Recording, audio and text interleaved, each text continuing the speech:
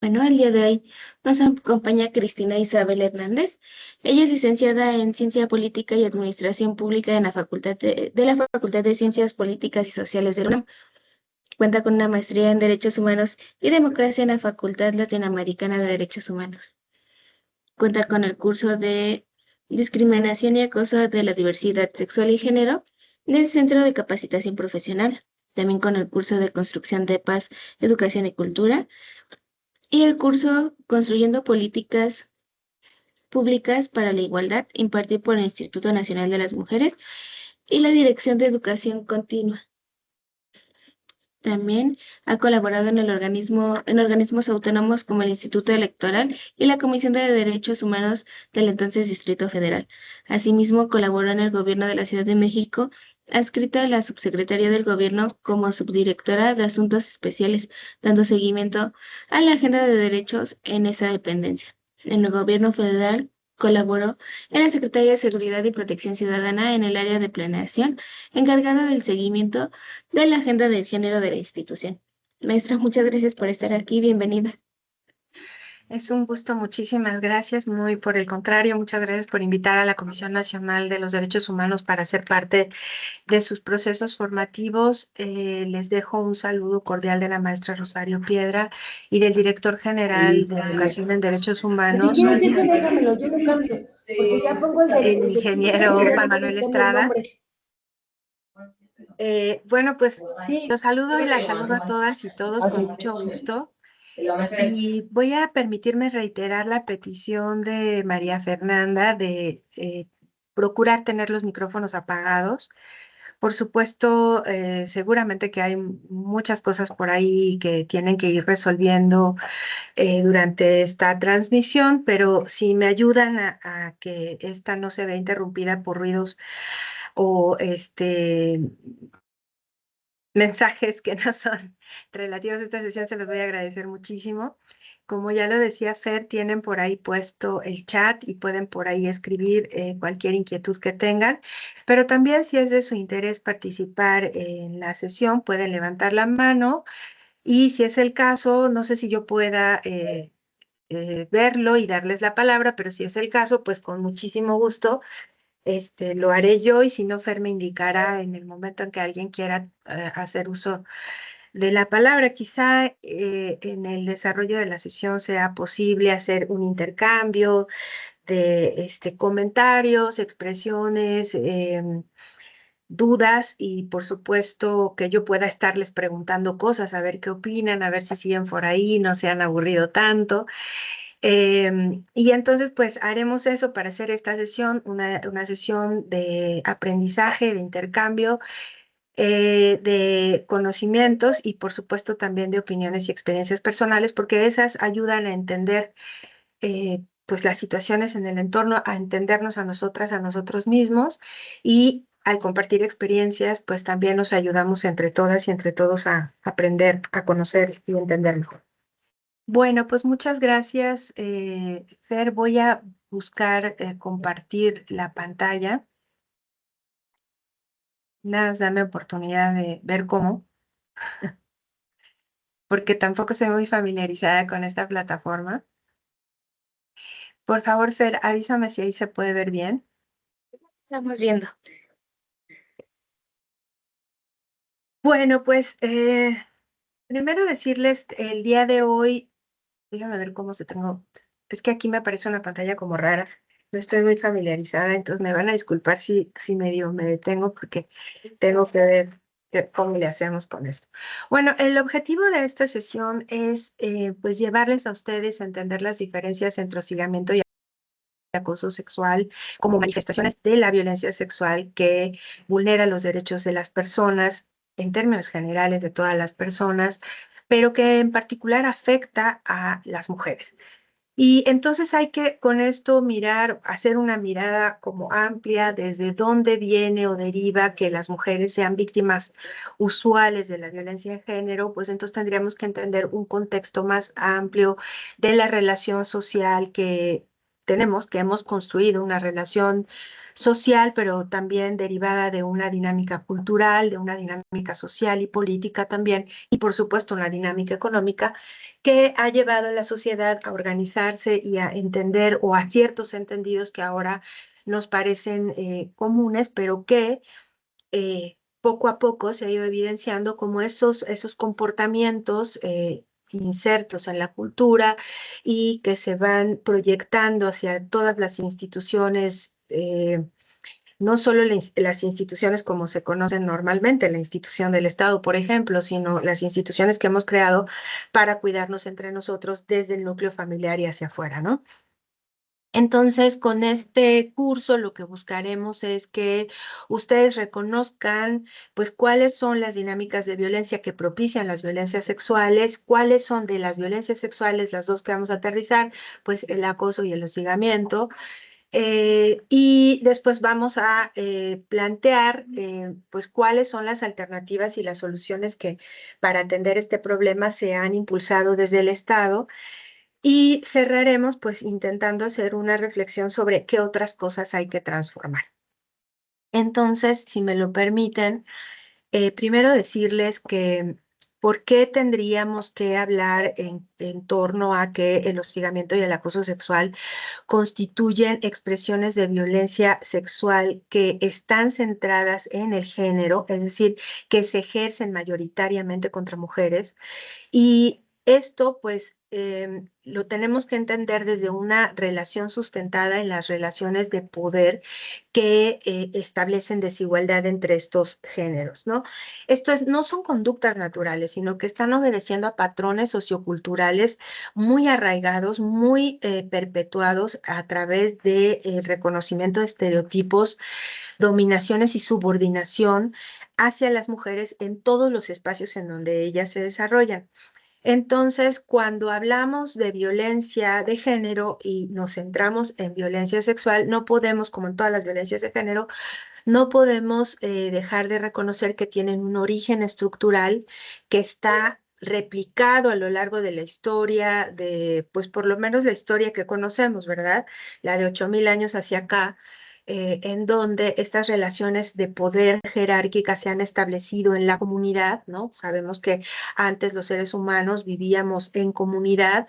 En comunidad, las mujeres y los hombres solo eran parte del colectivo y aportaban lo que podían aportar para el cuidado de la comunidad. Cuando esta relación empezó a jerarquizarse a través de la distribución del poder y la riqueza, pues entonces empiezan a hacer estas distinciones que ahora conocemos como distinciones de género y otras que, les digo, llegan a limitar los derechos de las personas. Entonces, es menester reconocer que estas conductas del acoso y el hostigamiento sexual no son conductas aisladas, no son neutras, no son naturales, sino que son manifestaciones sistemáticas de una dinámica de control, de dominación y de subordinación a las mujeres. Me voy a ir explicando poco a poco. Pero si quieren datos, nada más para hacerlo patente, pues tenemos ahí en esta gráfica que cuando hablamos de violencia sexual que afecta a las mujeres, tenemos que ir a repasar las encuestas que o los documentos, los datos duros que tenemos para poder evidenciar, gracias al uso de la perspectiva de género, para poder diferenciar cómo se manifiestan estas relaciones desiguales de poder. Y claro, la última encuesta del ENDIRE, que se publicó en el 2022, pero que refleja datos del 2021, nos dice que 7 de cada 10 mujeres han vivido al menos alguna situación de violencia a lo largo de su vida. Una de las más frecuentes después de la violencia psicológica es la violencia sexual. Y esta llega a alcanzar casi el 48, 45, 48%. Estos datos nos dicen que el 70% de las mujeres que viven en nuestro país viven alguna forma de violencia. Una de cada 5 mujeres, también lo señala en la encuesta del ENDIRE, una de cada 5 mujeres ha sido víctima de acoso y hostigamiento sexual, por lo menos en el ámbito laboral. Vamos a ver después por qué hablamos de acoso y hostigamiento de manera diferenciada, ¿no? Para poder distinguirlos, pero denme oportunidad, llegaremos a ello. Decíamos que tiene un origen estructural porque sí obedece a dinámicas jerárquicas y de dominación, y ahorita vamos a entender cuáles son, en donde las mujeres se ven tradicionalmente subordinadas al poder masculino o a incluso se ven subordinadas frente a las agresiones que los hombres pueden manifestar en contra de ellas, ¿no? Dice Rita Segato que esta violencia de género manifiesta lo que quiere en realidad es tener control de los cuerpos de ellas, ¿no? ¿Quién tiene el control? Pues ellos, quienes han tenido siempre el poder, ¿no? Ahorita vamos a distinguir eso, no se angustien mucho, quisiera hacer este planteamiento primero general para poder ir aterrizando en lo particular y luego plantear cuáles serían las opciones de salida para que las mujeres no vivan violencia. Ahora, voy a hacer una acotación importante.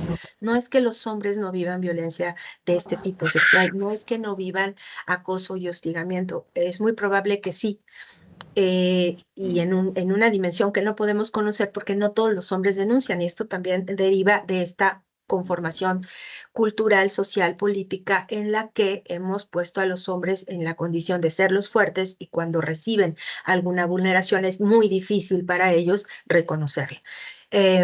O a veces la tergiversan, lo vamos a poner en un ejemplo. Bueno, cuando les decía que no se trata de conductas aisladas, hay que reconocer que el 24% de las mujeres mexicanas enfrenta tratos violentos de carácter sexual en los espacios públicos. Y por lo menos en las universidades, 40% de las alumnas ha vivido alguna forma de acoso sexual, esto quiere decir entre compañeros. eh, eh, y bueno, ahí tenemos fuentes diversas respecto de esa salida. Entonces, si queremos datos para evidenciarlo, ahí están los datos. Em, entonces, bueno, de nuevo recupero esta parte en la que es cierto que esta violencia ha sido estructural, ha sido cotidiana, ha sido sistemática y ha sido por ello mismo silenciada o bien omitida o no reconocida porque se reproduce en este contexto social y cultural, pues un estigma social y una vergüenza respecto de las víctimas y un no reconocimiento respecto del victimario. ¿Por qué? Porque estas relaciones de violencia están naturalizadas en el entorno. Entonces, decíamos, uno de los problemas principales o que lo evidencian es esta distribución desigual de poder, estos arreglos socioeconómicos, institucionales, políticos, culturales que establecen una distinción de los géneros y que se pueden ver manifiestos en todos los espacios en donde todas las personas nos desarrollamos, en los espacios privados, en los espacios públicos, incluso ahora en los espacios virtuales. También obedece la violencia sexual y todas las violencias de género obedecen a que estas relaciones socioinstitucionales han creado marcos normativos conductuales mutuamente excluyentes, ¿no? Lo que entendemos como masculinidad y como feminidad, decía Simone de Beauvoir, se entiende como autoexcluyente, como si la masculinidad es esto, entonces la feminidad tiene que ser el opuesto del contrario, y por lo tanto el que está arriba está abajo, ¿no? En esa relación binaria, les digo, mutuamente excluyente, ¿no? Si el hombre es fuerte, entonces la mujer es débil, si el hombre es violento, entonces la mujer es sumisa, ¿no?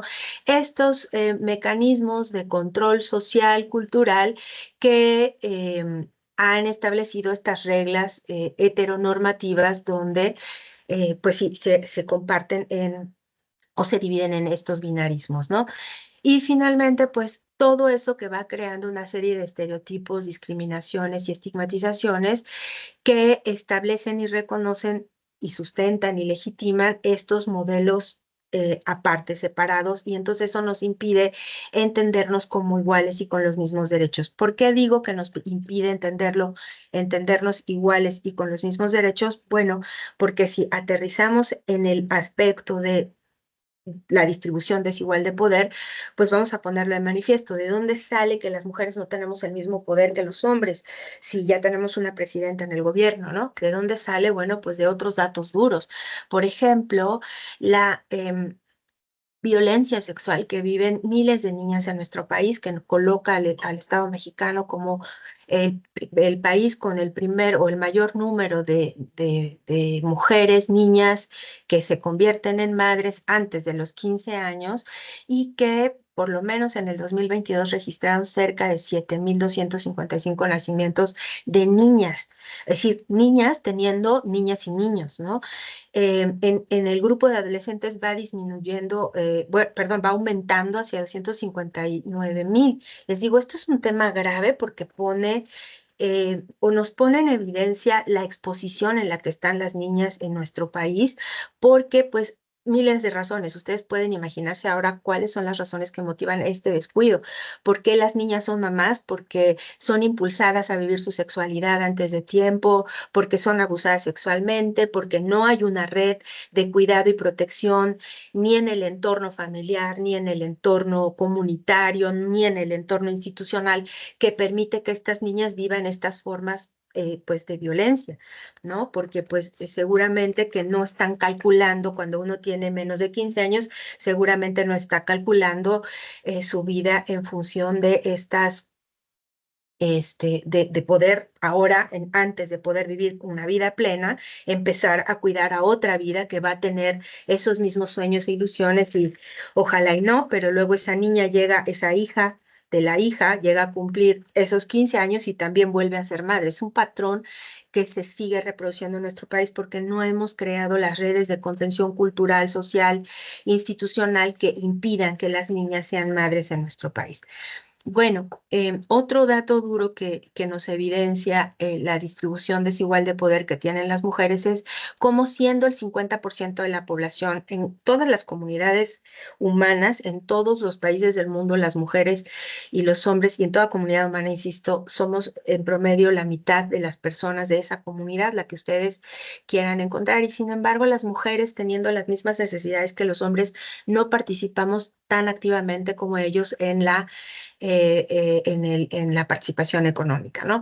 Por ejemplo, los hombres alcanzan, de acuerdo al ENO del 2018, alcanzan una participación económica del 77,5% y las mujeres, siendo el 50% de la población, alcanzamos apenas el 43,8%.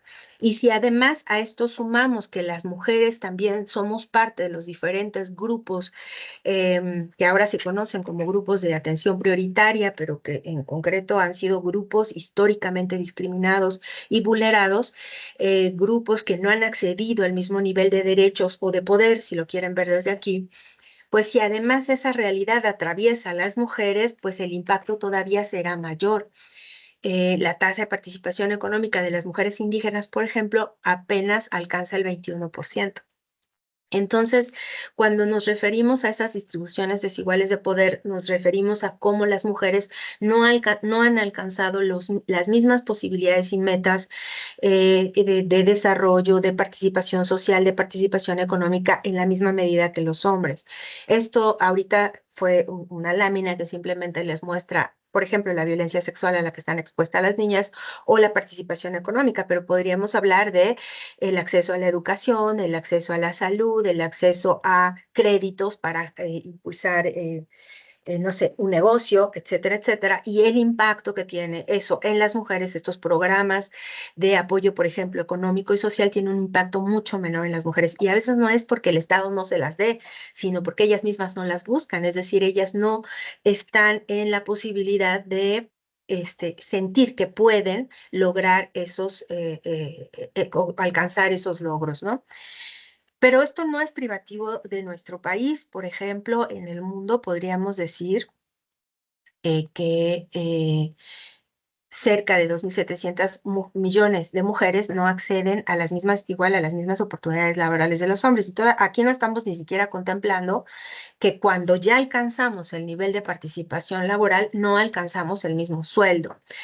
Es decir, las mujeres ganan de manera diferenciada y ganan diferente que los hombres, aún teniendo las mismas necesidades, a veces incluso mayores, porque pensemos, por ejemplo, que la tasa este año se aumentó la tasa de familias encabezadas por mujeres al 30%, lo cual quiere decir que son mujeres que tienen necesidades de mantener a sus propias familias y estas mujeres no alcanzan el mismo nivel de estabilidad económica que alcanza un hombre. Por ejemplo, en el 2019, por lo menos 25% de los parlamentarios eran mujeres 25% y estamos hablando en el mundo entero. Recuerden que hay países de mayor desarrollo cultural, social, que ha permitido mayor incidencia y trabajo, participación social, política, económica de las mujeres, y hay otros que están muy rezagados en donde eso no pasa, ¿no? Hay países, por ejemplo, árabes, en donde las mujeres no pueden salir sin compañía o no les está permitido manejar un auto, mucho menos tenerlo, etcétera. Entonces, en promedio, 25% de las parlamentarias en el mundo son mujeres. Insisto que los niveles de alcance de poder que han alcanzado las mujeres tampoco alcanza la de los varones.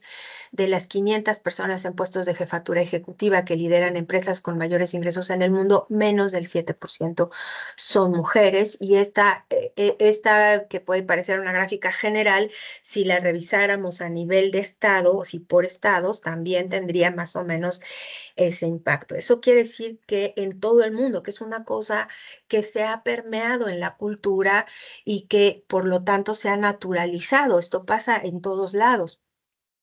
Em, la probabilidad de que estas mujeres alcancen a ser empresarias, pues es muy compleja porque enfrentan desventajas cuando están desarrollando un negocio. Por ejemplo, desde la lógica o la idea de que son capaces de, digamos, encabezar un negocio, controlarlo y tener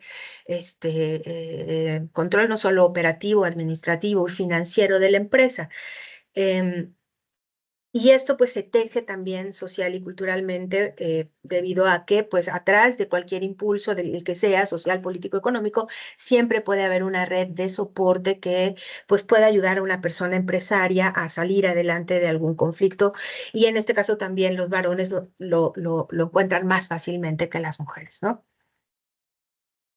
Bueno, les decía yo hace rato, incluso hablando de la brecha salarial, el cálculo es que por lo menos de seguir en esta dinámica hasta 2086 no vamos a cerrar la brecha salarial si no revertimos la tendencia de que siguen, cuando se suman mujeres al mercado laboral, no llegan a alcanzar los mismos niveles de riqueza que los hombres.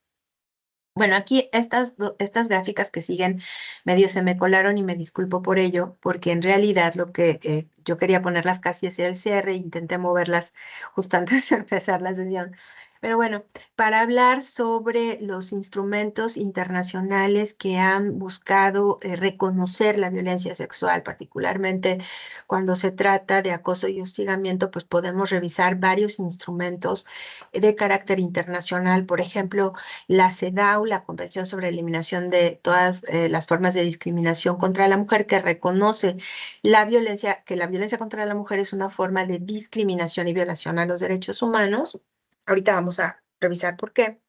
El propio comité ha recomendado en su recomendación número 19 establecer que el acoso sexual en el trabajo o en la educación es una forma de violencia de género. La Convención Belém do Pará, la Convención Interamericana para eliminar para eliminar las violencias contra las mujeres, establece pues que las mujeres viven violencia en todos los ámbitos de vida de donde se desarrollan, en el hogar, en el ámbito comunitario y en el ámbito institucional, y que esto también constituye una violación a los derechos humanos y que obliga esta constante, este descuido pues generado en la sociedad, obliga a los estados a adoptar políticas para para prevenir, sancionar y erradicar estos actos de violencia en términos generales, pero particularmente el acoso y el hostigamiento sexual. La Relatoría Especial de Mujeres de Naciones Unidas sobre la violencia contra la mujer también ha señalado que el acoso es una de las formas más comunes y toleradas de la violencia basada en género, y que el acoso sexual en particular en el ámbito laboral representa una forma de discriminación estructural, ¿sí? Porque establece, como lo dice Rita Segato, la intención del control de los cuerpos de esas personas.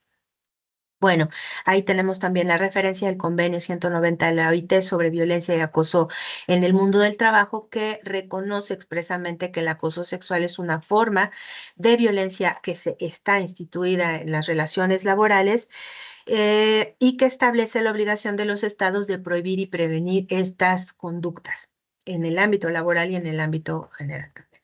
Si habláramos del ámbito normativo nacional, pues está obviamente la Constitución, que desde el artículo primero establece no solo obligaciones de promoción, respeto, protección y garantía de los derechos por parte del Estado, sino que establece ese principio de no discriminación para toda la aplicación y reconocimiento de los derechos.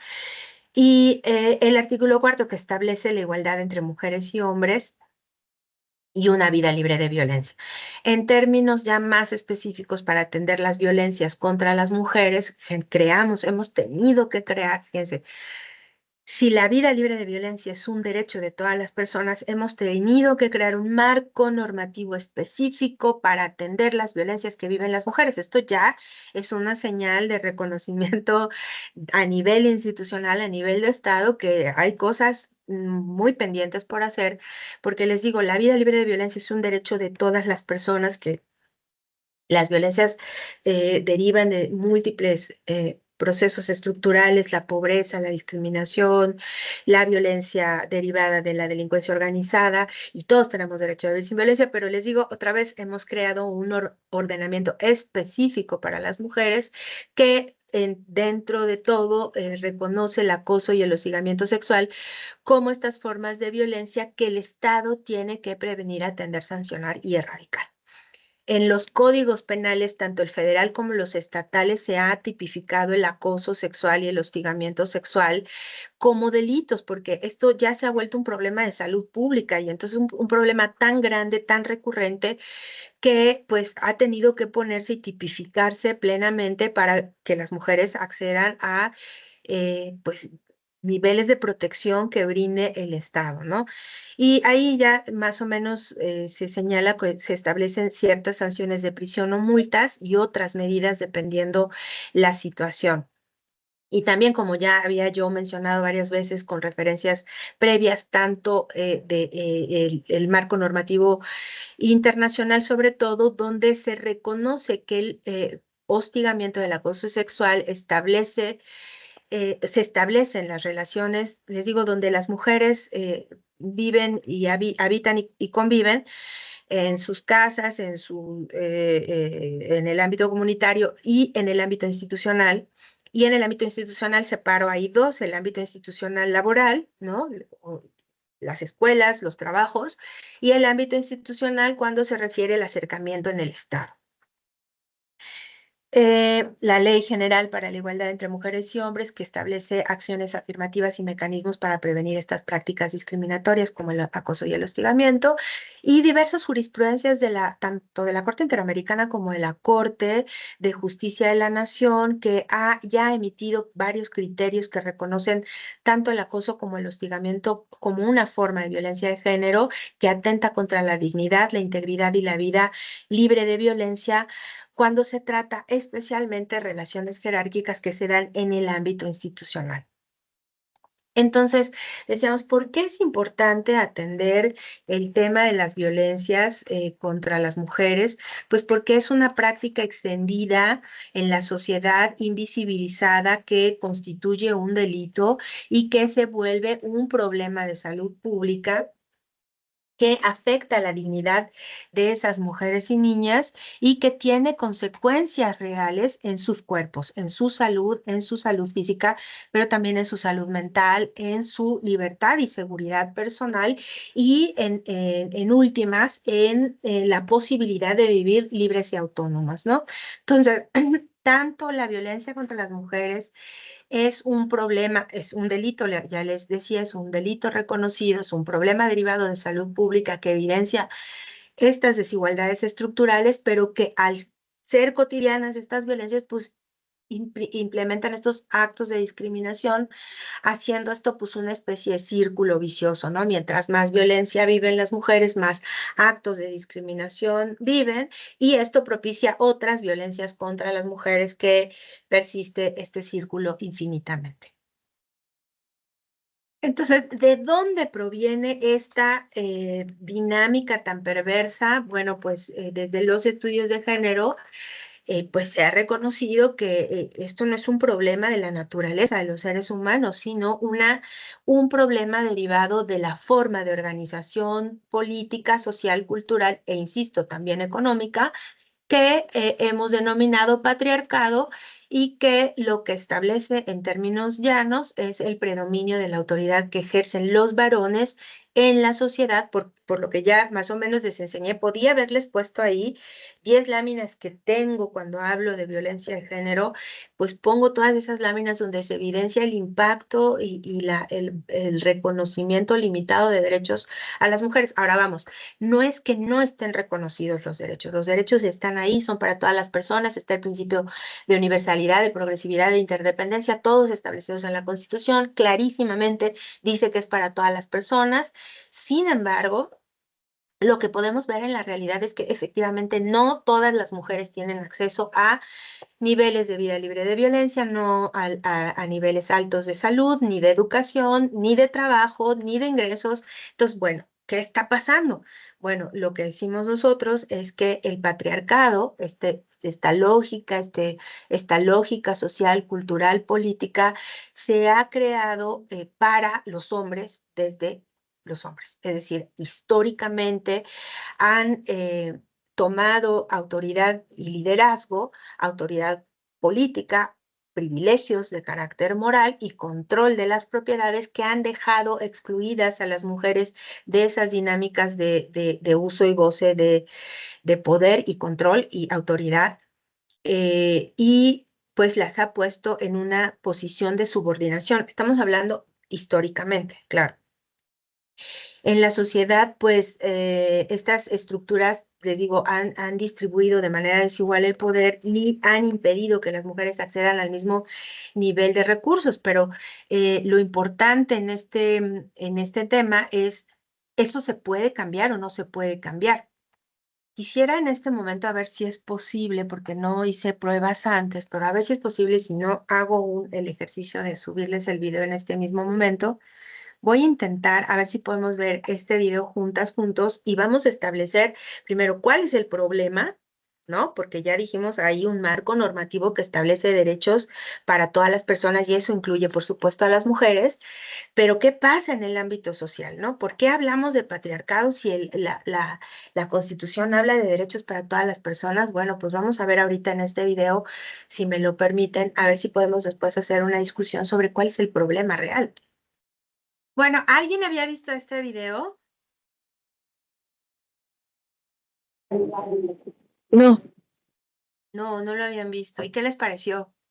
Compártanme. Mucho que comentar, ¿no? Hay muchas cosas que evidencian, muchas cosas que sentimos las personas, las mujeres y los hombres respecto de cómo nos tendríamos que relacionar con las mujeres, ¿no? Y hay como un montón de cosas que, a ver, Sí. les ofrezco en este momento el micrófono para que ustedes me digan qué reflexión les trae, sobre qué parte de de esta dinámica quisieran mencionar algo. Tienen abierto el micrófono, por favor. Fíjate yo, Carmen Jordán, Adelante, fíjate Carmen. que tú crees o se piensa que vamos avanzando mucho más. Y aquí te das cuenta que no. Las respuestas que están dando unos y otros son completamente diferentes. Pero al último me sorprende el sentido de esta persona que dijo, ¿no? Es que descuidan esto y descuidan lo otro. Pero sí es muy importante cómo nos sentimos nosotras y a veces creemos que somos muy valientes para sanar cualquier situación y no es cierto. Nos pasamos, nos sentimos valientes, pero vamos con un miedo tremendo. Y ahí lo comentan ellos cuando hablan sobre cuando pasas por un lugar donde la gente está tomada o según el tipo de piropo, ¿no? Hay piropos majaderos, ni siquiera agresivos, yo los llamaría majaderos, que te sientes cohibida completamente y eso no ha cambiado. Sigue siendo, sigue siendo, sigue siendo. Y ahorita una tortura es subirte al metro, por ejemplo, a todos los transportes, pero al metro en especial. Porque como el chavo dijo, bueno, puede ser circunstancial, pero tú ya no lo tomas así, tú ya lo tomas como una agresión directa y ya quieres también que todas esas personas se queden detenidas, ¿no? Y bueno, te fijas que vamos cambiando muy poco a poco. Muchas gracias, Carmen. Pues sí, es que este video lo que pone en evidencia es en verdad dos formas diferentes de entender las relaciones que tenemos de autoentendimiento y de entendimiento del otro. O sea, está el hombre que dice, yo no es mi culpa, así me educaron. O sea, yo no tengo ninguna responsabilidad sobre mi cuerpo. Esto es responsabilidad de alguien más y yo simplemente repito los patrones que me enseñaron. No tengo, lo que dice él es, no tengo la capacidad de reflexionar si mis actos afectan a otra persona. Eso es lo que dice, ¿no? No es mi culpa. O sea, se lava las manos. O como bien señalas, Carmen, el hombre que dice, pues ya se les están concediendo derechos, los están gozando que es más, muchas gracias, porque esos A derechos ver, lo ¿puede que pasar han, la liga, bro? Sí. esos derechos han resultado en una doble carga de trabajo, porque a él lo que le preocupa Te la es mando que por están correo. descuidando sus labores en el hogar. O sea, en lugar de asumir qué parte tengo que hacer yo para que esta mujer se sume a la actividad productiva y apoye en el gasto familiar, ¿qué tengo que hacer yo para que en casa todo esté en orden, ¿no? Es como si para algunas personas es como magia, llegan a su casa y está preciosa y está la comida y la ropa limpia y la ropa planchada, ¿quién sabe cómo pasó? ¿No? Porque a ellos les gusta vivir bien, les gusta estar bien, les gusta estar limpios, y no, pero no se dan cuenta cómo ocurre eso, ¿no? Y decía una tía abuela mía, cuando me casé hace muchísimos años, me decía, no dejes de trabajar. Esa señora en ese momento tenía 80 años y me decía, no dejes de trabajar, porque el trabajo en el hogar nunca se acaba y nadie lo agradece. Y entonces la verdad que es un poco la percepción de una mujer mayor que había vivido toda su vida como ama de casa y el marido había proveído siempre. Ella no tuvo hijos, de manera que no tuvo esta parte de tener que batallar como ahora nosotros cuando tenemos hijos y pues ahora hay que complementar el gasto porque el problema es estructural, ¿no? La crisis económica y todo lo que deriva en la necesidad de poder desarrollar la vida más completa que queremos, pues implica que las mujeres nos hemos sumado al campo laboral, a veces por gusto, a veces por necesidad y a veces por las dos cosas, ¿no? Pero eso no nos ha quitado la carga en el hogar y miren cómo una asume que ya estoy teniendo derechos y puedo exigir un sueldo y trabajar y tal, pero los hombres lo ven diferente. Ahora, perdónenme que diga los hombres, la mayoría o muchos, no estoy diciendo que ustedes, compañeros que están aquí en esta sesión, sean así, pero sí es interesante siempre preguntar en qué medida han asumido esa corresponsabilidad en el hogar para poder ser parte del desarrollo de estas mujeres. Es decir, esto no se puede hacer sin el apoyo de los hombres, de los compañeros de vida, sobre todo de los padres, de los hermanos, de las parejas, varones. Las mujeres no pueden hacer eso sin ese apoyo cotidiano, ¿no? Y yo siempre les pregunto, ¿qué parte del trabajo en el hogar asumen los hombres? Y la verdad, discúlpenme que les diga esto, pero llevar a los niños a la escuela cuando usted va de paso al trabajo, eso no es ningún apoyo. Usted va de paso al trabajo y ya nomás los baja.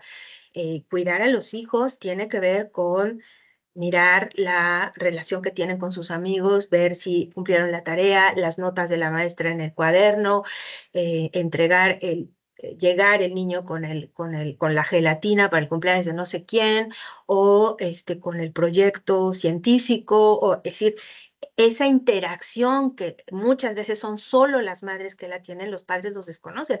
Hay este famoso chiste por ahí de que le habla el papá al hijo y le dice, hijo, dame tu nombre y tu fecha de nacimiento, tu nombre completo y tu fecha de nacimiento, ¿no? Porque ni de eso se acuerdan, ¿no? Porque no piensan, no porque no puedan, no porque no sean capaces, sino porque no piensan que es su responsabilidad y se dan la vuelta para asumir la otra que creen que es la suya y le dejan a la mamá toda la otra. Entonces, pues sí, difícilmente creo, no, yo creo que, no sé si en todos los casos, puedo decir que no en todos los casos, yo nunca me acuerdo de los nombres de las amigas de mis hijas, honestamente, y creo que tiene más idea de ello el papá. Por eso digo, no es con todos, pero es como es como la tendencia, pues, ¿no? Entonces, insisto otra vez, ir a hacer la pasta el fin de semana, eso no es comida. Las mujeres cuando hacen la comida en su casa, están planeando desde qué van a comprar en el mercado. Si son zanahorias o son calabazas, y si es carne o es pollo, o si esta vez toca pescado. O sea, preparar la comida es un proceso de planeación importante para la familia, porque la familia se alimenta de ello, los niños se nutren de ello. Si los niños están bien alimentados, no aprenden igual igual en la escuela. Y esta preocupación generalmente la tienen las madres. Generalmente, otra vez, no quiero generalizar, no quiero decir que los hombres no, pero en la mayoría no. O sea, o bueno, a menos que uno aquí, la mayoría me diga, no, nosotros sí, vamos y estamos, en fin, ¿no? Bueno, y entonces, ¿a qué obedecen estas distinciones? Bueno, pues ya lo planteaba yo en la lógica de entender la sociedad patriarcal, aquella en la que se ha concebido poder y dominación a unos y sometimiento a otras, a todo lo que no es masculino en términos generales. ¿No? Pero que sí deriva pues de una relación directa de poder que involucra, por supuesto, la fuerza, la violencia, ¿no? Y donde hay sujetos responsables de esta. Porque, bueno, yo quiero decirles que cuando las mujeres tienen que ir solas a atender el hogar y después salir a trabajar, pues no viven en la misma dinámica que algunos de los varones. Es decir, ¿cuántos de ellos llegan de su trabajo después de 8 horas de trabajo, de entregar reportes, hacer juntas, entregar planos, lo que sea que hagan? Y llegan a su casa a lavar la ropa, a cocinar, a ver la tarea, a buscar, a ir al súper, ¿no? Esa mujer cuando llegó de 8 horas de trabajo y luego le usa otras 4, 5, 6, 7 horas para que todo esté bien, para que el otro día el esposo y los hijos se lleven lunch, a veces hasta a ella se le puede estar olvidando el suyo, pero lo de los hijos y del marido no se le olvida. Y claro, después ella se va a dormir a las 12 de la noche, pero a las 6 de la mañana tiene que estar arriba antes que todos porque tiene que hacer el desayuno para toda la familia. ¿No? Y luego llegar a trabajar y ser la misma persona que son los varones cuando ellos se levantan, toman el desayuno, se suben al coche y se van a trabajar. Todo ese trabajo que hizo la mujer está invisibilizado. Es un trabajo que está oculto, como es una responsabilidad de ellas y pareciera que no les cuesta en sus cuerpos, en su descanso, que no sacrifican nada pues al hacer eso. Y la verdad es que muchas lo hacen con mucho amor y mucho placer, pero sí están sacrificando por lo menos horas de descanso, tiempo de ocio, tiempo para leer un libro, tiempo para tomarse un baño caliente tranquilamente y al otro día ir al 100% al trabajo y cumplir exactamente como se tiene que cumplir, ¿no? Entonces, toda esta manifestación directa de relaciones diferenciadas de poder tiene orígenes invisibilizados, estructurales invisibilizados, que han naturalizado esa violencia, esa sobrecarga de trabajo a las mujeres. Cada que las mujeres nos sumamos más al ámbito laboral, pues entonces vamos dejando vamos perdiendo, pues les digo, estas horas de descanso y eso nadie lo ve, les digo, a veces ni lo agradecen. ¿Cuántas veces les han dicho, gracias mami por plancharme la camisa, gracias mami por lavar mis platos, por tender mi cama y aspirar mi cuarto, limpiar mis muñecos, ¿no? Casi nunca se oye eso, ¿no? Salvo el 10 de mayo, que todo el mundo agradece el 10 de mayo a la mamá porque es como un día en el que hay que decir, mi mamá hace mucho por mí todo el año, pero solo un día se lo digo, ¿no? Y que esto está asociado necesariamente a patrones de comportamiento cultural. Ya lo explicaba yo antes, no solamente es un fenómeno estructural de poder político, sino que también está reflejado desde la cultura y lo que entendemos y lo vimos claramente en el video, de cómo entienden los hombres la dinámica que las mujeres tienen. Y ahora no es anormal, porque miren, la verdad es que todos los estudios sobre todo se han centrado siempre en el varón. Vamos a poner esto, por ejemplo, o vamos a poner esto como ejemplo. La verdad es que los padecimientos que las mujeres viven son muy peculiares y diferentes a los de los hombres. Y lo que se ha determinado es que las afectaciones de salud que las mujeres viven derivan muchas veces no de patrones biológicos estructurales, sino de culturales estructurales que las afectan directamente a ellas, ¿no? Pero no sé, por ejemplo, estaba yo escuchando hace muy poquito tiempo que cuando pues, todos hemos oído cómo pasa cuando te da un infarto, ¿no? Entonces todos sabemos que el infarto te da con un fuerte dolor en el pecho, adormecimiento del brazo y esto, ¿no? Como falta de oxígeno, etcétera, etcétera. Bueno, ese fenómeno del infarto solo es así en los hombres. Las mujeres pueden vivir infartos y ni se dan cuenta, las mujeres no lo viven igual, pero y claro, imagínense si las mujeres no saben hasta después de varios años y estudios ya de serios, cuando les dicen, señor, usted tuvo 3 infartos, ¿no? ¿Cómo? Si ni cuenta me di, a mí nunca me dio ese dolor del pecho. No, porque los estudios que nos decían que el dolor de pecho, la opresión en el pecho y en el brazo dormido y demás, es el fenómeno que ocurre en los hombres. Y ese no ocurre en las mujeres, pero ese patrón de enfermedad primero no se estudió y luego no se difundió y luego las mujeres nunca se enteran cómo les dan infarto, por ejemplo, ¿no? Entonces sí deriva de una serie de patrones de organización cultural y política, perdón, primero social y política, y después cómo esto se ha permeado fácilmente a nivel cultural que lo invisibiliza aún más, ¿no? Que esconde a través de identificar esto como cultura o como tradiciones, esta forma violenta de relacionarnos con las mujeres, ¿no?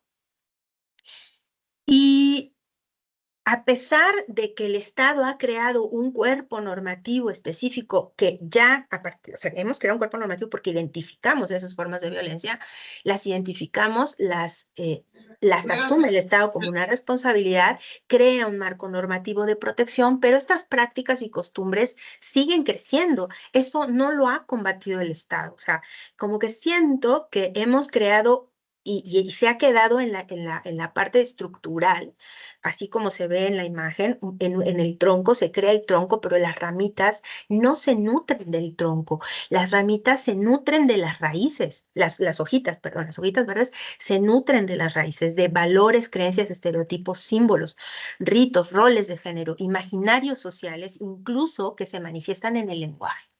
Si eso no lo transformamos, no importa el cuerpo estructurado que haya, el marco normativo que regula, la hojita siempre saldrá permeada de los nutrientes que ocupó desde abajo, desde esos valores, esas creencias, esos estereotipos que vimos ahorita en el video bastante reflejados. Ahora, ¿cómo se manifiesta esto en las condiciones de violencia de género en términos concretos, pero muy particulares en términos de la violencia sexual que viven las mujeres?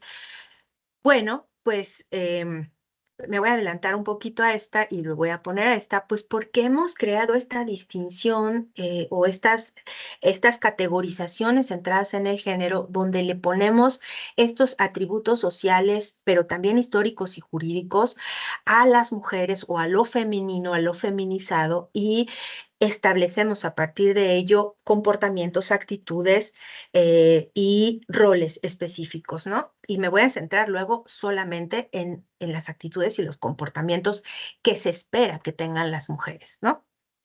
Unos de ellos que son patrones políticos culturales que tienen que ver con cómo las mujeres se hacen cargo del hogar, por ejemplo, o de la crianza de los hijos, o de los cuidados de las personas enfermas. Incluso las mujeres llegan a cuidar a los padres enfermos de su compañero.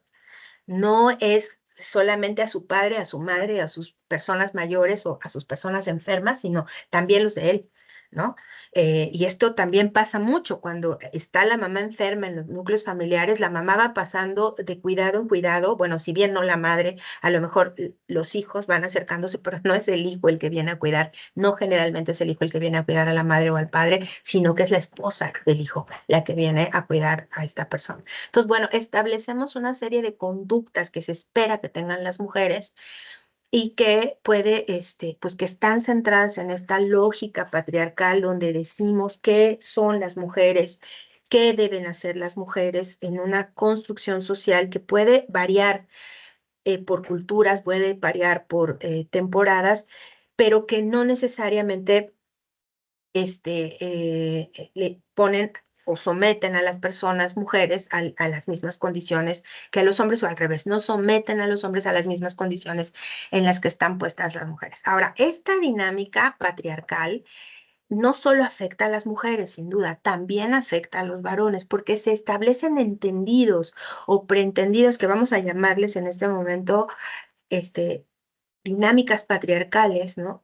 Hacia las mujeres, pero también dinámicas patriarcales hacia los hombres. Miren, aquí les pongo a Antonio Guterres, secretario general de las Naciones Unidas, en el 2018, que señalaba que el núcleo del problema es el poder, ya que las estructuras de poder dominadas por los hombres lo sustentan todo, la economía, los sistemas políticos, el mundo corporativo, todo. El patriarcado, dice, también tiene un impacto en los hombres y los niños, atrapándolos en estereotipos de género. También es cómo se vive, cómo se entiende el espacio de lo masculino y cómo tienen que vivir los hombres en ese espacio y dinámica patriarcal. Denme un segundito porque yo les tenía por aquí algún ejemplo que quería platicar con ustedes, que quería mostrarles para mirar cómo esto también afecta a los hombres. Pero denme un segundito, por favor, porque lo acabo de perder y tengo que encontrarlo aquí. No lo puedo encontrar, queridas compañeras, compañeros, pero ahorita lo voy a encontrar porque ayer ya lo había yo visto, ya lo había yo revisado. Ah, ya sé por qué no se ve, discúlpenme. Les voy a decir por qué no se ve. Yo no, en mi computadora desde el trabajo, no puedo entrar a ciertas páginas porque las tengo restringidas. Entonces, ahorita mismo lo que voy a hacer es cambiar a mi red personal para poder abrirles esta página y mirar cómo si habláramos de violencia sexual, las mujeres y los hombres la vivimos diferente. Todas las personas, hay que decirlo, vivimos de manera diferente todas las violencias porque todos hemos tenido diferentes experiencias de vida y tenemos diferenciadas capacidades de resiliencia. Y, híjole, van a tener que hacer ustedes el ejercicio desde sus propios celulares y me cuentan, por favor. Hay una página, a ver si me ayudan en sus celulares, en el Clarín, en la página de Facebook de El Clarín, donde se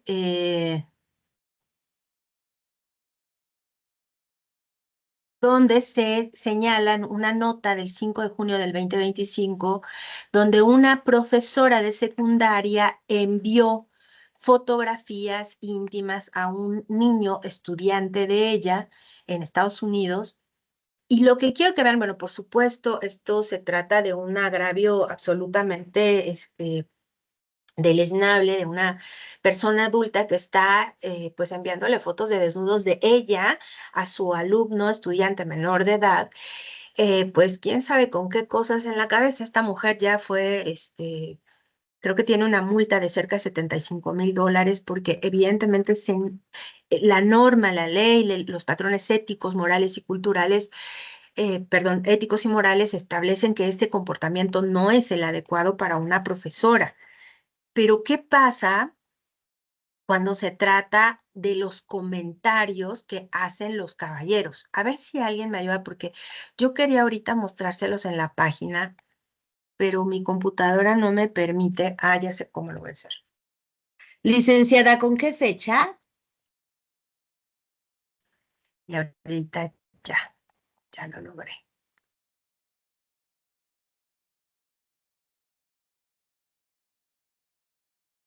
Y voy a ver, ahora asesórenme ustedes, por favor. Aquí está. Voy a intentar pasarles la imagen desde la imagen de la página de internet. A ver si lo logro, ¿no? Ahí está. ¿Me avisan, por favor, si se puede ver? Sí, ya lo estamos viendo. Ok, bueno. Les decía yo, ¿cómo está pasando esta situación donde la maestra le manda fotos íntimas a una persona menor? Es una publicación de Clarín, un diario argentino. Esta maestra, les digo, fue acusada por este estudiante menor de edad. Y aquí en adelante quiero que miren los comentarios, particularmente de los caballeros. Perdón que se ve el nombre, espero que no se esté grabando esta sesión. Y si es así, les pido que lo quiten. Qué lástima. A mí nunca me tocó tener una maestra así joven y linda y ahora me doy cuenta que tuvo una infancia de porquería, porque su maestra no le mandó a él fotos sexualizadas. Y las hay personas que pues tienen un poco más de coherencia y dicen, me parece una falta de respeto. Ah, no. Este compañero también está pensando que es una falta de respeto porque no se las mandó a los papás. El comentario de la mujer que sigue aquí dice, creo que es la primera vez que hay más comentarios de hombres que de mujeres. Y le da mucha risa. Le da risa los comentarios que los hombres están teniendo. Algunos debutan con las primas a los 12 años y otras con prostitutas. Qué sé yo, mi hijo tiene 17 y si tiene sexo con una profesora, supongo que me caería mal, pero sí es un tema, ¿no? Supone ella que si su hijo menor de edad está involucrado con una profesora, pues eso no sería ningún problema ni ético ni moral, por supuesto, ni de derechos, ni de abuso, ni de nada, ¿no? El compañero Juan Pablo dice, solo en el primer mundo. Aquí las maestras y profes son más lindas, son una mezcla de Gollum con Yoda. Son más lindas, dice, bueno, una burla, ¿no? Pero en realidad lo que quiero que ustedes miren en esas, ya vayan leyendo ustedes pueden entrar en su teléfono y pueden ir revisando cómo sí hay un patrón cultural que afecta a los hombres y a veces sin que ellos mismos se den cuenta. Esta lógica en la que el agravio a una persona menor de edad solo porque es hombre no parece que le afecta. Incluso lo celebran, lo festejan y hasta hubieran deseado ellos haber tenido una maestra que les compartiera sus fotos. Sí, imagínense nada más ese nivel. Aquí las pueden ir viendo todas, les digo, entren a la página de Clarín, pero con esto, ¿qué les quiero decir? Voy a dejar ya de compartir esto para regresarme a la página donde estaba yo compartiendo todo lo otro y pedirles comentarios sobre esto, por favor. ¿Nada? ¿Les parece que está bien? Compañeras, ¿qué opinan ustedes? Bueno, miren, lo que pasa es que este patrón patriarcal es indignante, dice una compañera. Déjenme abrir yo el chat para tenerlo más o menos aquí a la mano y poder ver lo que están escribiendo. Pues sí, sí, ¿verdad? Dice por ahí alguien, es indignante y no veo como mayores comentarios, pero es que estoy muy arriba. Claras diferencias, bueno, ese es del video. Bueno, pues sí, lo que está pasando ahí es que estamos viendo cómo hay una serie de patrones culturales creados en torno a lo que deben vivir los hombres y lo que deben vivir las mujeres. Por supuesto que si se tratara de una niña que está recibiendo fotos de un profesor varón, pues entonces esto sería indignante para toda la sociedad, ¿verdad? Porque por supuesto, en ese momento todos los señores que escribieron ahí eso estarían pensando, si fuera mi hija, depravado, ¿no? Pero como se trata de un niño, entonces el enfoque cambia totalmente. ¿Qué es lo que genera este cambio de enfoque? Pues esta visión patriarcal, cultural, que efectivamente puede estar afectando a este niño en maneras que no lo podemos ver. Por lo pronto, si esta violencia es normalizada y naturalizada, para él va a ser perfectamente normal que una mujer muestre su cuerpo para que un hombre disfrute. Lo voy a poner entre comillas, disfrute de lo compartido porque eso es normal. Una persona que está creciendo, ustedes saben que el cerebro de las niñas y los niños de todas las personas no termina de madurar hasta después de los 20, 21 y a veces hasta los 24 años. Es esta parte del cerebro, la corteza prefrontal, que nos ayuda a mirar con racionalidad las cosas, que nos permite calcular el peligro y que se va conformando con las experiencias de vida que tenemos desde la infancia. Entonces, si desde la infancia vivimos espectros de violencia, vivimos relaciones de violencia, vemos que los padres se violentan entre sí, pues muy naturalmente esa persona menor de edad irá creciendo pensando que esas relaciones son normales. Este joven de 16 años, que seguramente ya viene de una dinámica de sexualización de la juventud, de masculina desde muy tempranas edades, mucho antes que las niñas a veces, digamos, en términos de los conocimientos que adquieren sin acompañamiento de un adulto, ¿no? Porque ya vimos que las mujeres viven violencias desde muy tempranas edades que luego las llevan a ser madres. Pero creo que ellas tienen menos conciencia de eso porque son víctimas de esos abusos. Y en el caso de los niños, pues incluso ya vieron ustedes a todos los caballeros que mencionaban ahí, son patrones que se empujan, que son deseables. Y esto pues va generando en la persona menor de edad un entendimiento de su relación con las mujeres y con el entorno. No haya comentarios en un problema tan delicado. Bueno, ¿te refieres en este momento con nosotras? ¿Con nosotros? Gracias, Verónica. Bueno, pues sí, la construcción de la masculinidad es diferente a la construcción de la feminidad. Los hombres generalmente son empujados a ser arriesgados, a tomar decisiones, a veces sin conocimientos y sin bases para tomar decisiones, pero las toman porque son empujados a ello desde que son muy jóvenes. Los caballeros empiezan a manejar a muy tempranas edades. Mi marido, por ejemplo, empezó a conducir a los 14 años. A mí jamás nunca me prestaron el auto hasta después de mis 20 años. Pude usar por primera vez el auto de mi mamá, y el de mi mamá, ¿no? Entonces, sí, hay patrones diferenciados que establecen normas de conducta, normas de relación que van trascendiendo de la infancia a la adolescencia a la adultez, donde se crean expectativas de la forma de ser hombre y de la forma en que se debe manifestar esa masculinidad. Les voy a poner el ejemplo que siempre pongo con la autorización de un compañero mío que trabaja acá conmigo, que me comentaba cómo en el barrio donde él nació, acá en la Ciudad de México, un barrio marginal, él decía que los niños a cierta edad tenían como la obligación de pelearse con otro niño.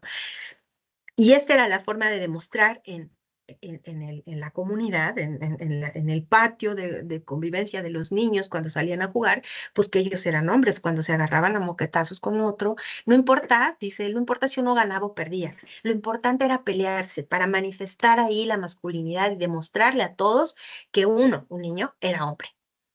Entonces, pues ahí podemos ir viendo cómo sí hay patrones o mandatos del patriarcado que llevan a las mujeres a ser de determinada manera y a manifestar su rol de mujer de determinada manera, y a los hombres a comportarse de ciertas maneras, y lo podemos ver en la nota de Facebook del Clarín, donde ustedes pueden mirar cómo los hombres no han asumido para nada con indignación que una persona menor de edad de su propio género esté siendo violentado por esta profesora. Ahora, fíjense que en el contexto institucional, jurídico, esta mujer no solo fue aprendida, metida a la cárcel, tiene una sanción de tantos meses en prisión y una multa de $75,000, lo cual quiere decir que en la estructura jurídica institucional se reconoce el agravio, pero la sociedad no lo ha asumido como un agravio. Bueno, entonces, ¿qué ocurre con todo esto? Bueno, pues estos patrones que se han creado simbólicos, esos atributos simbólicos sociales, culturales, políticos, económicos, jurídicos, a veces también, que son asignados de acuerdo al sexo, pues tienen un impacto, perdón, en lugar de irme para adelante, que se manifiesta en todos lados. Miren, por ejemplo, en esta gráfica, el dibujo de la derecha, ustedes pueden ver enfrente es un baño de un negocio, y el baño dice 100% zona de negocios, y es azul, y tiene el cuerpo, la mitad del cuerpo de un hombre. Y del otro lado es un cuerpo femenino, y no alcanzo ahora mismo a leer qué dice. A ver si alguien me ayuda viendo eso. Zona de guapetonas. De guapetonas. De guapetonas, ¿no? Entonces, pues esto que es cultural, que está en el entendido cotidiano de las personas, se traduce en símbolos que después las personas vamos asimilando como normales, como naturales, ¿no? Entonces, para ser hombre hay que ser habilidoso en los negocios, es el mensaje que se manda, ¿no? Un hombre es de negocios, este resuelve, este pone, este decide, ¿no? Y la mujer solo tiene que preocuparse de ser linda. Y ya, no se preocupe usted por nada más, lo demás se le resolverá.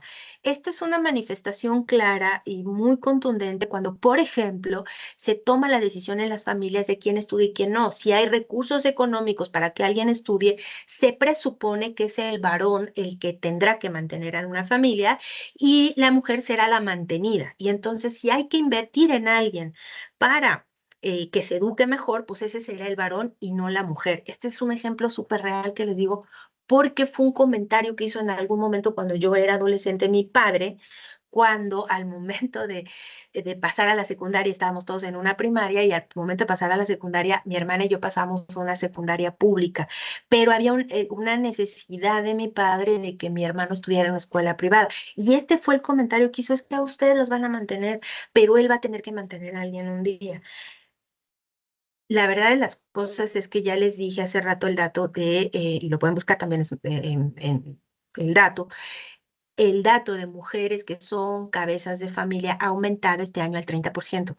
Cada vez son más mujeres las que se hacen cargo. No vamos a analizar las razones, si porque él se fue, si porque no tiene compromiso, si porque no tiene responsabilidad, sino porque ella es muy fuerte, ella puede resolver, ella puede tener... No, el punto es que en esta dinámica económica, encabezar la familia con una sola persona que haga cargo de los gastos es súper complicado. Y aún así cada vez hay más mujeres que lo hacen solas, no porque puedan, sino porque fue muy fácil desprender el núcleo familiar para que esta persona, esta otra, seguramente que si se fue, seguramente va a ir creando otros núcleos familiares. A lo mejor la dinámica de violencia era insoportable y era mejor vivir separados, y entonces, pero ella se tuvo que hacer cargo de los gastos de la familia. Entonces, para que miren cómo ese presupuesto es absolutamente falso y sin embargo es muy real porque al momento de crear, pues, de cómo se manifiesta esta cultura, cómo se manifiesta efectivamente en diferencias muy marcadas, muy sólidas, que podemos ver a diario y que se traducen todos los días en símbolos alrededor nuestro, ¿no? Miren, por ejemplo, les comparto esta otra lámina que me compartió una compañera mía que me hizo el favor de regalarme estas imágenes para poder transmitirlas con ustedes, ¿no? Cómo a través del tiempo y de la construcción cultural se crea también un discurso de relación social que se vuelve a veces jurídico, en algunos tiempos se volvió jurídico y después se está volviendo como un mandato de carácter moral. Y cómo empieza desde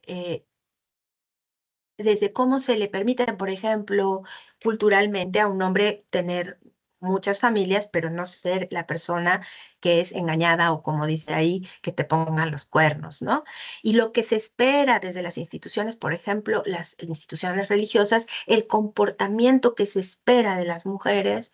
Y que esto también va permeando la cultura y se va interiorizando en las personas, eh, y que establece, de nuevo, insisto, estas dinámicas diferenciadas de poder. Y luego, como dice el último señor, ¿en serio? ¿No será que estás exagerando cuando ves machismo en todos lados? No, porque es una práctica cotidiana que le pone, dice Rita Segato, perdónenme que insista con ella, pero que pone a los cuerpos feminizados en una posición y a los cuerpos masculinizados en otra. Ahora, no todos los cuerpos masculinizados, porque pues hay hombres trans, ¿verdad? Los hombres trans no tienen el mismo poder y dinámica que tienen las mujeres trans. Sí, perdón, los hombres biológicos. Y en cambio, un hombre que transitó a ser mujer trans, y lo pueden ver también busquen en internet cualquier testimonio de una mujer trans que tenía un éxito determinado, un sueldo determinado, capacidades determinadas que le podían hacer vivir con éxito, con recursos, demás. Y cuando transita a reconocerse como mujer y ahora es una mujer trans, todos esos privilegios que tenía como un igual, o sea, un buen sueldo, un buen trabajo, un reconocimiento, los pierde automáticamente cuando se ha vuelto mujer. Por ahí, si me permites, si me permiten por ahí, les voy a hacer llegar este video de este testimonio de esta persona, mujer trans, que justamente explica todo lo que vivió cuando fue varón y ahora que es mujer, el trato incluso que le dan, como si no pudiera entender. Ella lo expresa desde cuando va a pedir que le cambien el lugar en un asiento de avión y el señor, en lugar de levantarse y reconocer su error, le pide a ella que verifique si ese es el lugar. Ella tiene el boleto en la mano y se lo está mostrando, pero él no lo quiere ni ver. Él le insiste a ella, verifica que estás bien, porque este es mi lugar. Él lo asegura, ella es la que está mal, ¿no? Si hubiera sido hombre, muy probablemente se levantaba de inmediato. Eso es lo que ella dice en ese momento, ¿no? Si yo hubiera sido un hombre, él se hubiera levantado de inmediato, me hubiera dado mi lugar, me hubiera respetado mi petición. Porque como soy mujer, yo tenía que revisar si estaba yo en lo correcto, ¿no? Porque pues, seguramente eso, ser mujer te entorpece, eso es lo que dicen, ¿no? Y entonces, pues, tuvo que revisar, ¿no? O, por ejemplo, imaginarios como esto, que las mujeres no tienen capacidades para ciertas cosas y los hombres sí, ¿no? Entonces, pero claro, por supuesto que si a las mujeres no se les introduce en la vida de la mecánica, si no los padres les enseñan a sus hijas o las llevan a una escuela donde puedan aprender a cuidar su auto, pues ellas no lo van a saber, no lo pueden adivinar, ¿no? Porque los conocimientos se adquieren con la práctica, se adquieren cuando se entra en el conocimiento. Y si las mujeres están alejadas de esas prácticas que se entienden masculinas, pues no las van a entender, eso es normal, igual que al revés, igual que un hombre que aprende a cocinar, esto, ¿no? O sea, la habilidad de cocinar no está puesta en la vagina, está puesta en la capacidad cognitiva de entender los sabores, los olores, las especias. Y eso se aprende, no está dado en la mujer, no está dado en el hombre, ¿no? Pero esto propicia que muchos varones se burlen de nosotras las mujeres por no tener conocimientos en algunas cosas, ¿no?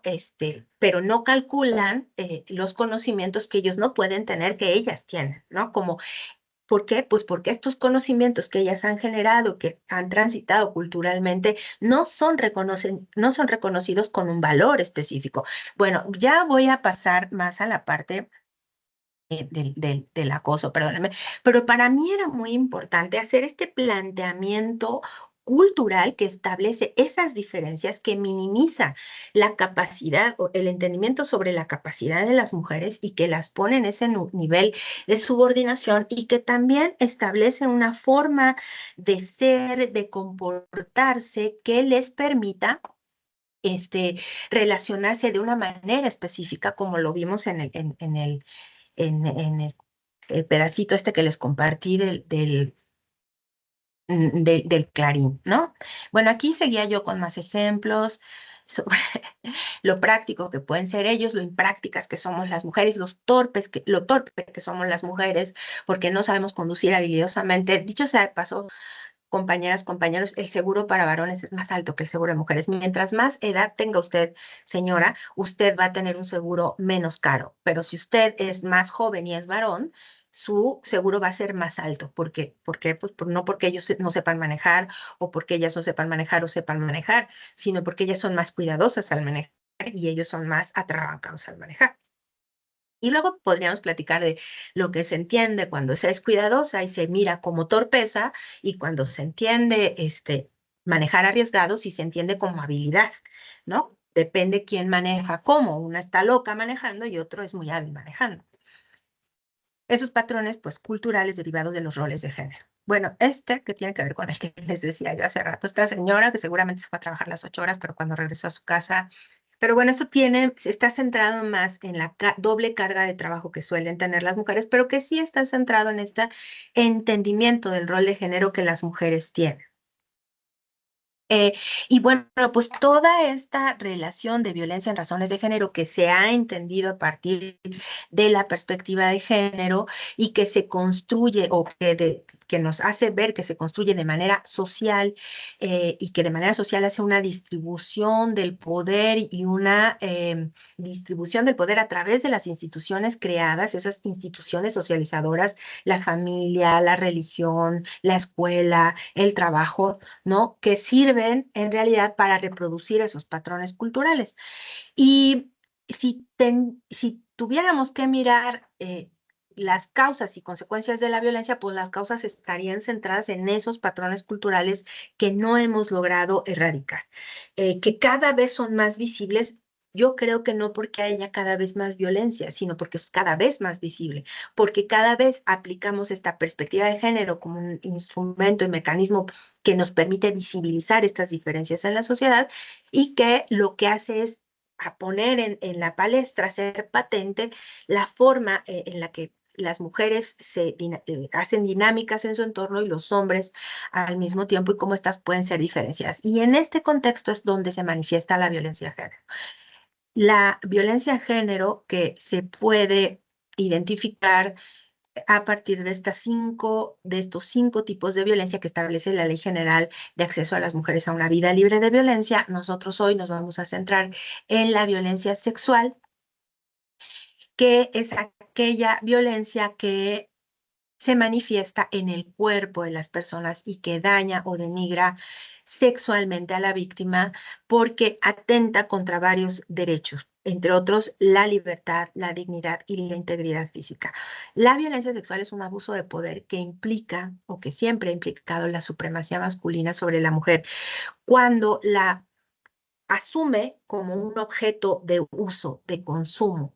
No solo es un tema de denigrarla, sino sobre todo es un tema de arrebatarle, bueno, y con eso se denigra, arrebatarle su condición de ser humano, de capaz de tomar decisiones para asumir que la decisión la toma él por ella y entonces la abusa sexualmente.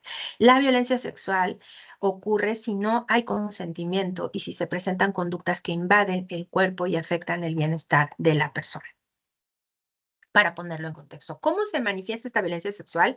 De muchas maneras, un amplio abanico que puede ir desde el hostigamiento del acoso sexual al que nos vamos a dedicar el resto de la sesión, pero que se puede manifestar en violencias mucho más graves como la violación, el acto sexual forzado sin consentimiento, que puede ser por medio físicamente, cuerpo a cuerpo, o a través de instrumentos, objetos, ¿no? Y que también se puede manifestar a través de otras violencias como la trata de personas, que implica una serie de conductas delictivas que conjuntadas exponen a las mujeres, particularmente 80% de las víctimas de trata sexual son mujeres, pues porque estamos en este contexto de violencia de género, de violencia estructural de género, que pues expone a las mujeres a ser como baterías de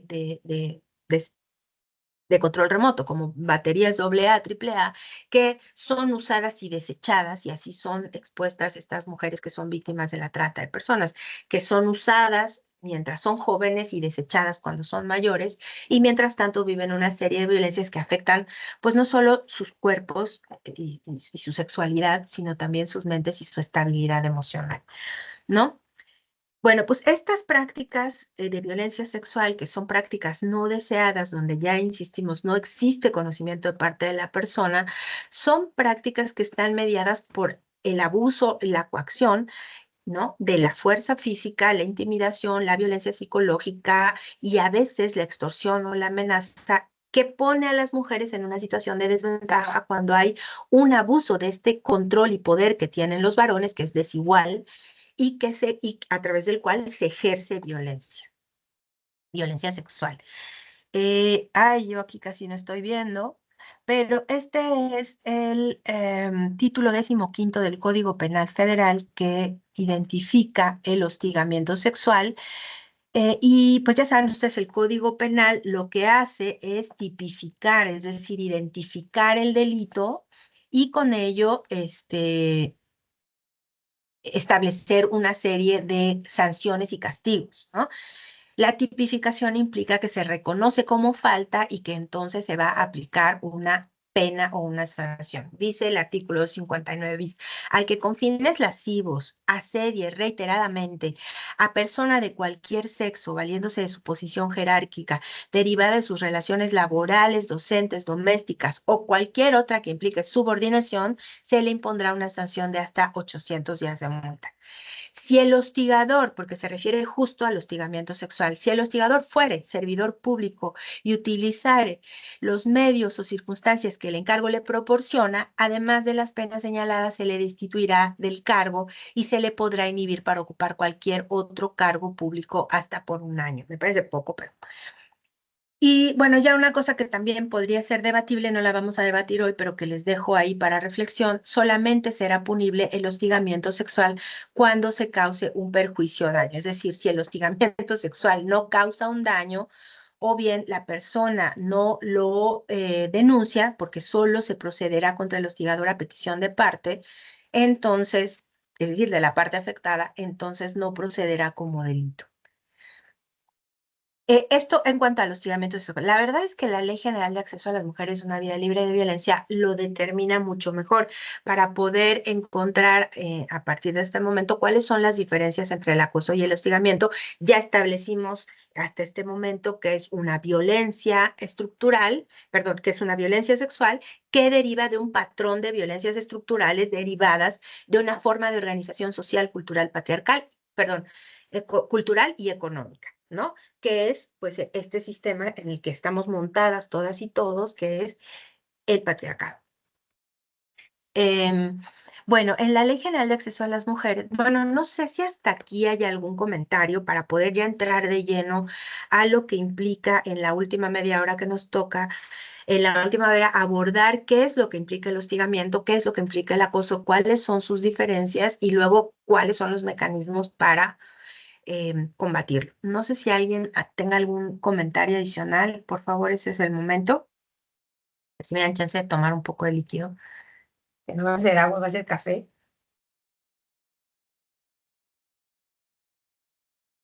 Bueno, hasta aquí vamos bien entonces. En el Pónganme ahí chat no tenemos en comentarios. en el chat no hay comentarios. Bueno, presumo que entonces hasta aquí todo va bien. Bueno, entonces la Ley General de Acceso a la Vida Libre de Violencia establece en el artículo 13 que el hostigamiento sexual es aquel ejercicio de poder que se relaciona con una persona subordinada, una víctima que se entiende subordinada frente al agresor y que justamente porque hay una relación de subordinación puede darse en el ámbito laboral o escolar y que se expresa a través de conductas verbales, físicas o ambas y están relacionados con un comportamiento sexual y tiene también una connotación lasciva.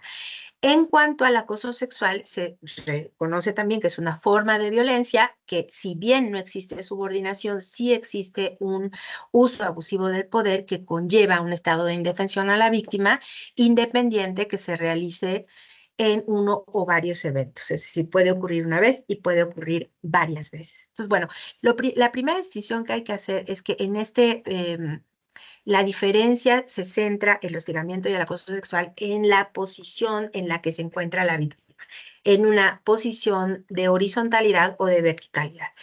El acoso sexual, entonces, es esta forma de abuso que se lleva a cabo y que, por supuesto, al haber una víctima, se entiende que hay un estado de indefensión y riesgo, porque si no, no sería víctima, ¿no?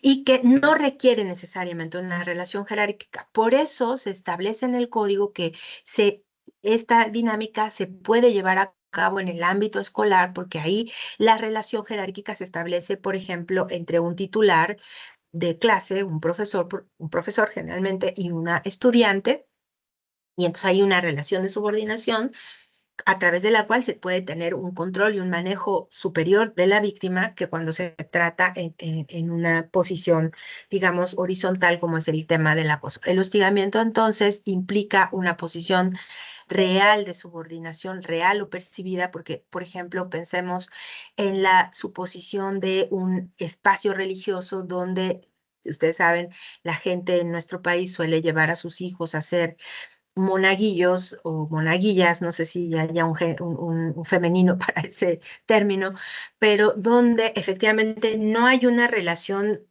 jerárquica institucional, pero sí hay un reconocimiento de poder y de jerarquía, por ejemplo, de un cura frente a un monaguillo, ¿no? Entonces, debe haber una relación de subordinación real o percibida, por eso es importante puntualizarlo, donde el abuso de poder es claro desde la parte, por ejemplo, en el hostigamiento, desde el individuo que tiene ese poder o ese control de manera vertical, ¿no? Y entonces, en el caso del acoso puede ser, por ejemplo, entre compañeros de trabajo, entre compañeros de escuela. Lo que es cierto y no debe perderse de vista es que siempre en todas las relaciones de violencia hay una relación asimétrica, hay una relación donde hay una persona que tiene más poder, que puede tener poder de manipulación o que puede tener poder físico y que con ello establece esta subordinación y sometimiento a la persona que termina siendo víctima, ¿no? Generalmente se establece que el hostigamiento sexual ocurre en esos entornos donde hay institucionalidad, donde hay verticalidad como el trabajo o la escuela, Y en cambio en el acoso puede ocurrir en cualquier espacio, en la calle, dos personas que van por ahí pasando, dos personas en el transporte público, dos personas de igual jerarquía en el centro educativo o en una institución. Es decir, si hablamos del espacio laboral, se trata de un compañero de trabajo, de una compañera de trabajo, y si se trata del ámbito institucional, pues se trata de compañeros de trabajo.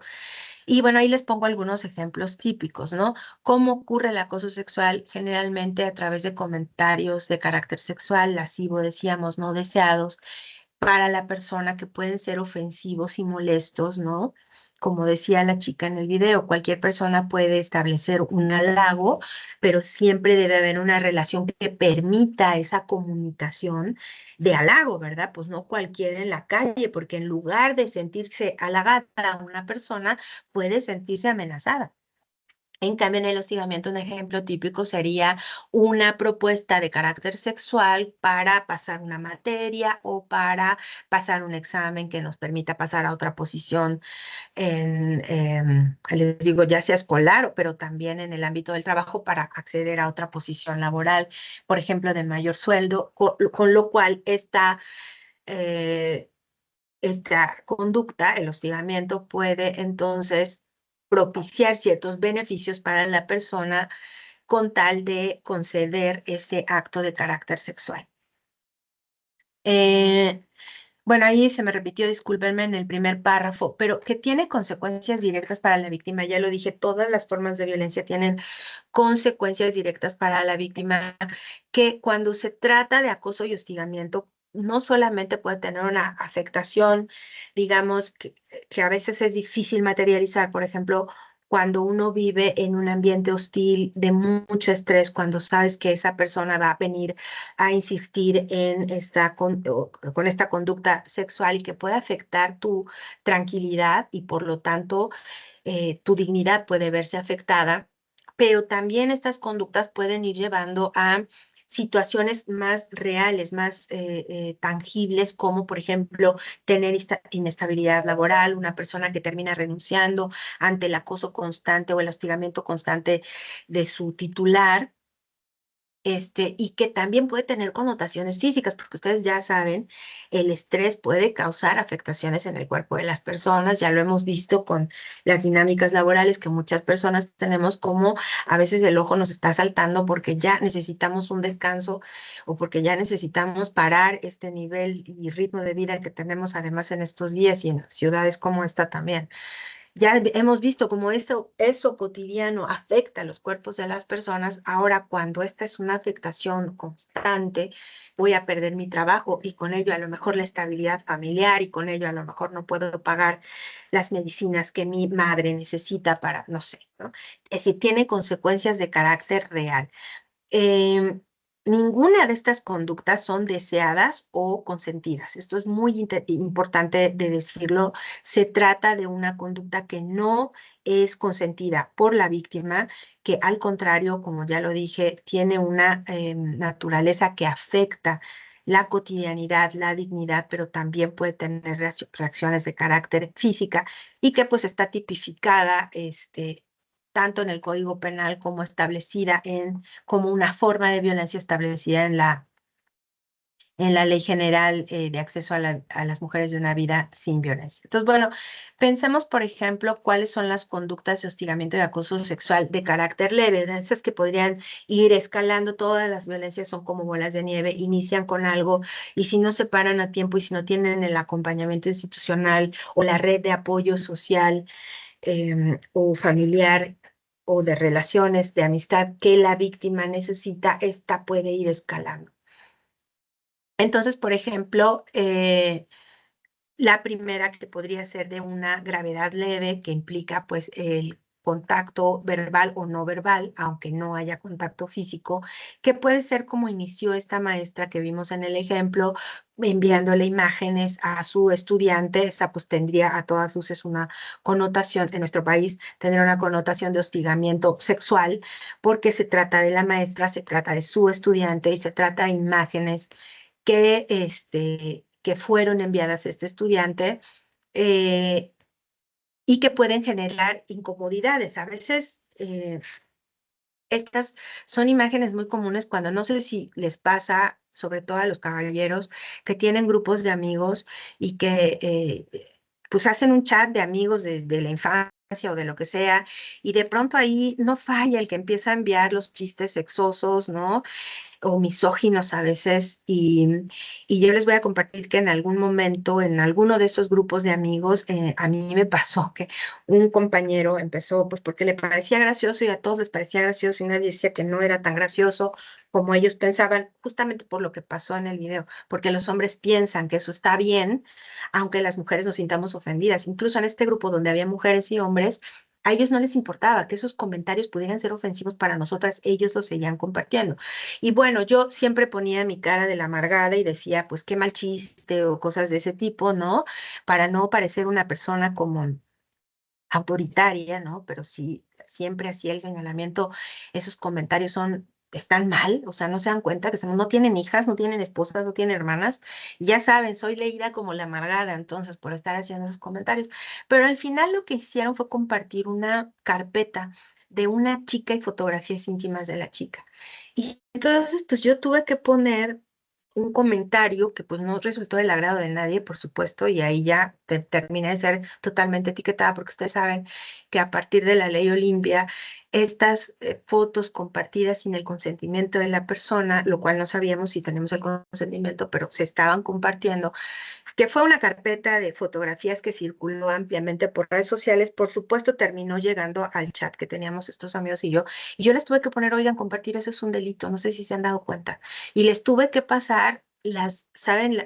El ordenamiento. Claro que yo fui vista como la apestada, se pueden imaginar, pero a mí no me importa, al final creo que hasta me salí de ese grupo porque esos comentarios que ellos naturalizaban y que eran muy ofensivos para nosotras, llegó al límite de estar compartiendo imágenes de naturaleza sexual de una persona que ni siquiera era parte del grupo. Bueno, peor hubiera sido, ¿verdad? Que fuera parte del grupo, pero que no era parte del grupo de quien no teníamos el consentimiento y la verdad con un pleno desconocimiento de que eso podía constituir un delito, ¿no? Entonces, bueno, esto le dio otra vez para pensar cómo eso se naturaliza muy fácilmente a pesar del marco normativo, ¿no? Que ya está creado y de la difusión que tuvo la ley Olimpia, por ejemplo, pues no, parece que mucha gente ni se enteró, bueno, ni le importó, ¿no? Bueno, sigo con esto, leve, piropos o comentarios no deseados acerca de su apariencia, miradas morbosas o gestos sugestivos que puedan incomodar, burlas, bromas o comentarios en doble sentido, preguntas incómodas sobre su sexualidad o su vida amorosa. Yo no sé si alguien aquí puede decir, yo sí he vivido eso como si fuera un chiste en el pasillo de la oficina, ¿no? Pero yo estoy muy segura que todas y todos hemos tenido ese intercambio, esa convivencia. Estoy muy segura que todas las personas, pues, ¿por qué? Porque les digo, está instalado en el inconsciente colectivo y se replica muy fácilmente, incluso aún entre personas que tienen conciencia de ello, ¿no? Porque se invisibiliza fácilmente. ¿Cuándo empieza a subir de gravedad? Bueno, cuando hay una insistencia que ya ha sido negada para invitaciones, encuentros o citas fuera del trabajo, cuando inician cartas, llamadas telefónicas, correos electrónicos o mensajes no deseados y cuando a veces la reacción ante la negativa termina siendo una amenaza sobre la continuidad en el trabajo, lo cual configuraría hostigamiento o sobre exponer a la persona ante cualquier circunstancia por cualquier cosa otra si no acepta esta persona las invitaciones o las propuestas de carácter sexual y que pueden terminar manifestándose en castigos, maltrato, y en otros fenómenos, por ejemplo, de naturaleza laboral o cuando se trata escolar, pues cuando se reprueba a la persona o se le ponen conflictos para aprobar la materia, etcétera, etcétera, y que pues a todas luces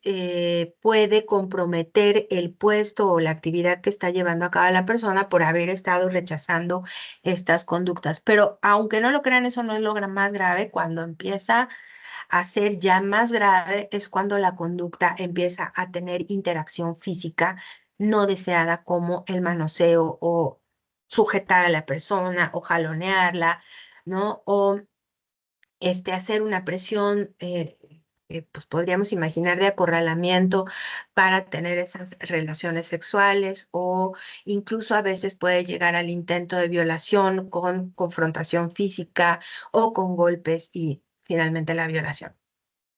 Bueno, esta es la forma en la que se manifiesta. ¿Qué tendríamos que hacer si somos víctimas de alguno de estas dos situaciones? Pues lo primero es hacerle ver a la persona que es hostigadora o acosadora, que esa conducta no es apropiada, que esa conducta se rechaza, que es una conducta que no es del agrado de la persona que es víctima, y ser muy contundente en ello, ¿no?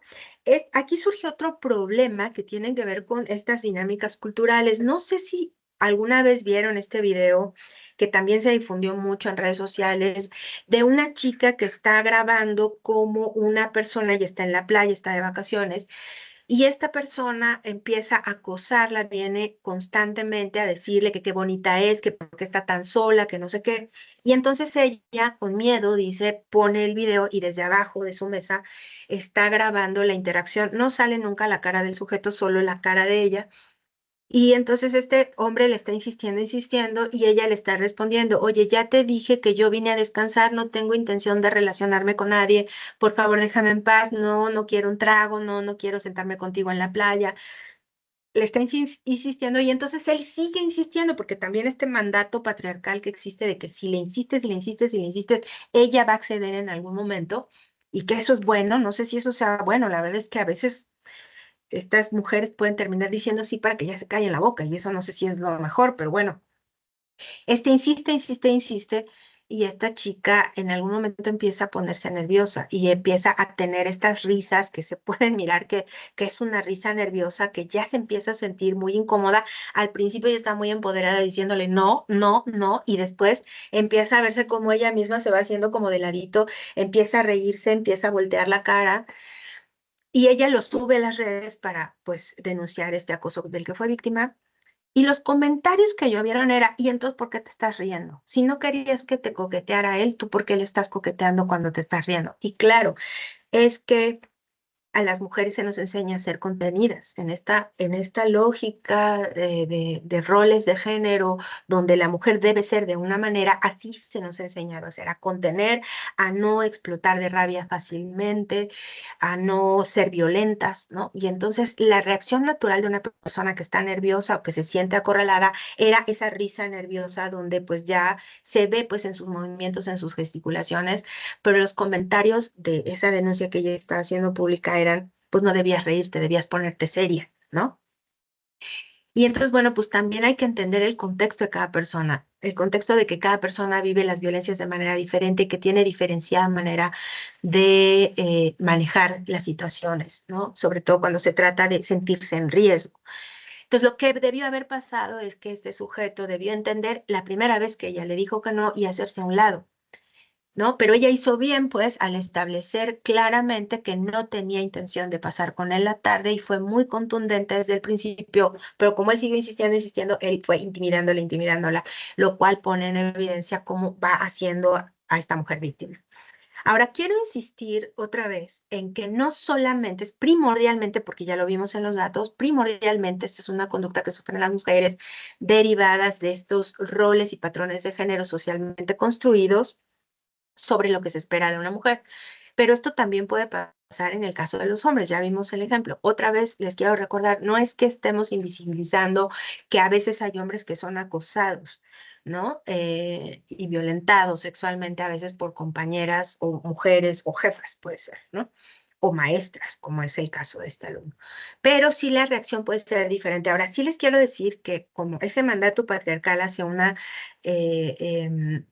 dinámica diferente para la aceptación del fenómeno de violencia, también ocurre el otro fenómeno de la otra autoinvisibilización, que es la de un hombre que no puede ser víctima, que como ya les insistí hace rato, dado que fue criado para estar empoderado, cuando es víctima no lo quiere aceptar o no lo puede reconocer porque el entorno lo juzgaría mal si lo hace. Entonces, por supuesto, hay muchos hombres que viven violencia, seguramente que hay muchos más, hay la famosa cifra oculta siempre existe una cifra oculta de quienes no denuncian violencias, tanto mujeres como seguramente hombres, y esas cifras no se van a manifestar fácilmente porque, de nuevo, viviendo en esta estructura patriarcal que tiene mandatos específicos para los hombres, no va a dejar que los hombres expongan las vulneraciones a las que son expuestos. Por ejemplo, una víctima de trata sexual hombre es mucho más difícil que denuncie la trata cuando lo que vivió fue el abuso de su cuerpo, cuando ese no es el mandato para el que fue creado, ¿no?